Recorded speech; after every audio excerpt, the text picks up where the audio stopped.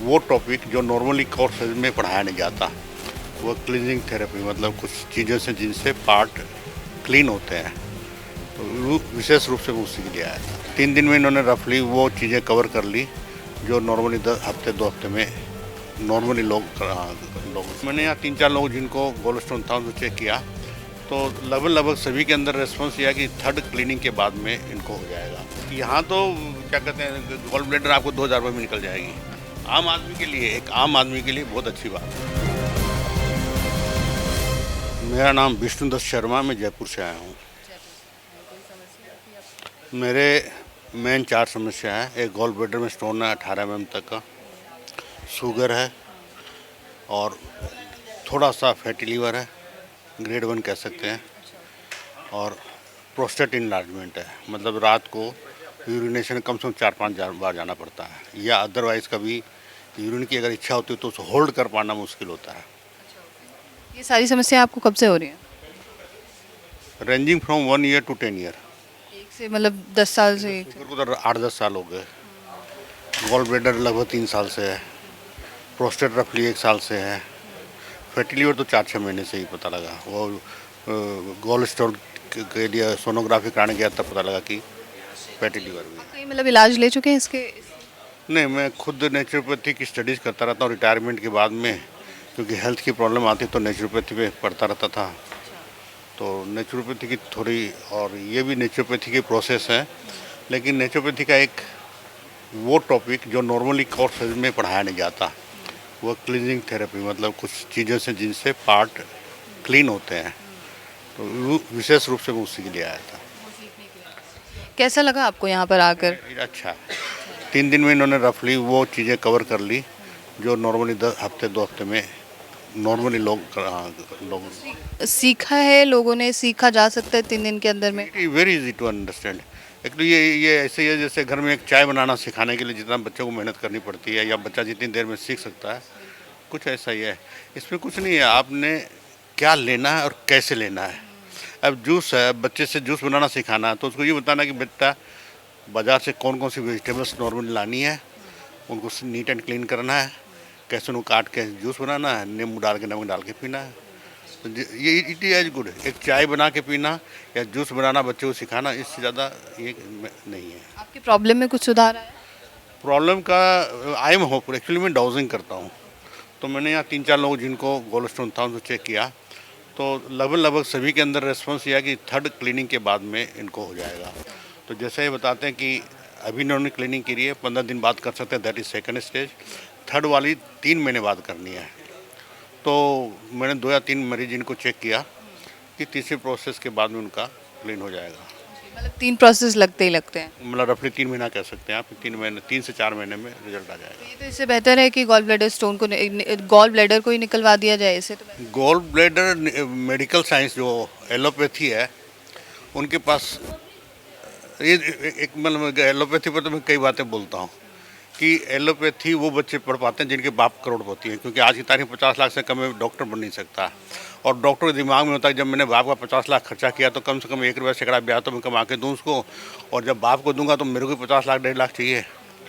इस मामले में मुझे एक केस याद आता है। पूना में एक डॉक्टर साहब है, परिवार में 4 लोग हैं, चारों डॉक्टर हैं।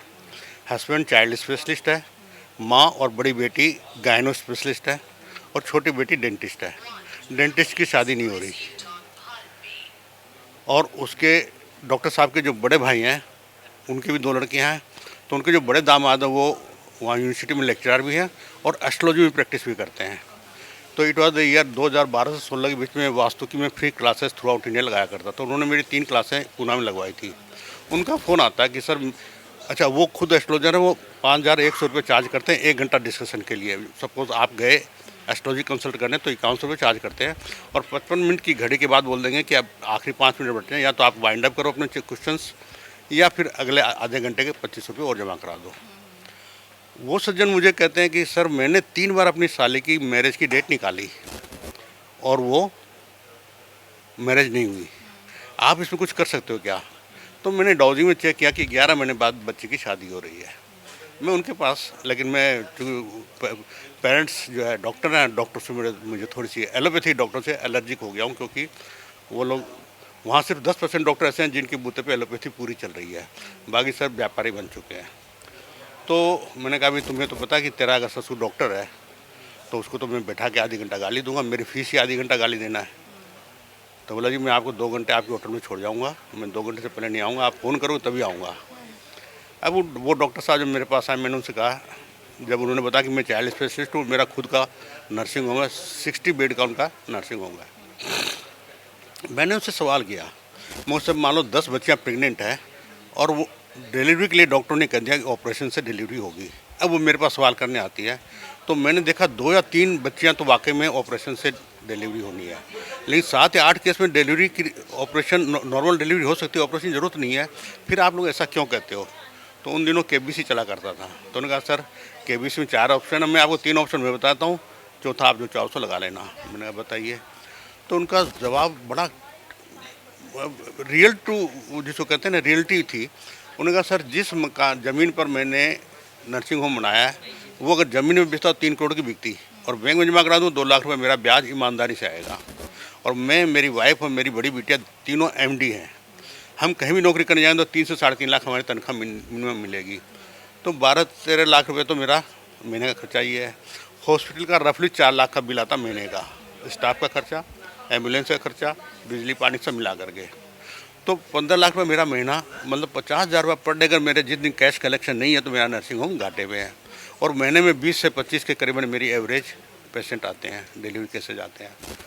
अब नॉर्मल डिलीवरी अगर हम करें तो 8 से 10,000 से ऊपर कोई देगा नहीं, और ऑपरेशन करें तो 80,000 से ऊपर, जितना हम बिल बढ़ाना चाहिए हमारे ऊपर है। पहला रीज़न तो ये है कि अगर 50,000 से कम अगर मेरी पर डे कलेक्शन तो मेरा नर्सिंग होम घाटे में है। पहला रीज़न उन्होंने बताया। सेकंड रीज़न उन्होंने बताया कि पहले बच्चियां नॉर्मल डिलीवरी कराती थी, आजकल कहती मुझे दर्द के बगैर डिलीवरी चाहिए। सिजेक्शन। तो without pain if you want a delivery then operation is the only option. तीसरा उन्होंने ऑप्शन बताया कि पहले पेरेंट्स लेके आते थे बच्ची को, आजकल हस्बैंड लेके आता है। पेरेंट्स की नेचर जो पुराने लोगों की होती है ना, कि सब्जी भी लेने जाएंगे, टमाटर 40 रुपये किलो, बोला भैया 30 रुपये लगा दे। Likewise the old people they always bargain. जी हमने बेटी की तो पिछले साल शादी करी थी, हमारा 20 लाख खर्चा हो गया, हमारे पास तो पैसे नहीं है, कुछ सस्ता कर दो, ये कर दो, वो कर दो। वेयर है आजकल जो हस्बैंड आते कहते हैं मैंने इंश्योरेंस ले रखी है या मेरी कंपनी खर्चा भी रखेगी, मेरी वाइफ को परेशानी, तो भैया हमें तो 50,000 रुपये पर डे चाहिए।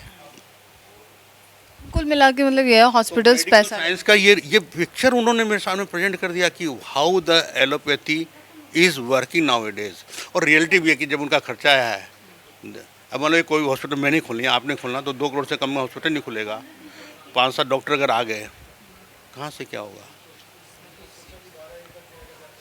तो इसलिए एलोपैथी से ये चीज़ मुझे अच्छी लगी। और यहाँ तो क्या कहते हैं, गॉल ब्लेडर आपको 2,000 रुपये में निकल जाएगी। जो कुछ मैंने सीखा है, तो मेरा शौक़ है लोगों को ठीक करना, इलेक्ट्रोपैथी में काम कर रहा हूँ। मुझे लगता है मैं 2,000 रुपये में गॉल ब्लेडर निकाल सकता हूँ, तो ये तो मिरेकल है। आम आदमी के लिए, एक आम आदमी के लिए बहुत अच्छी बात है। शुक्रिया आपका सर।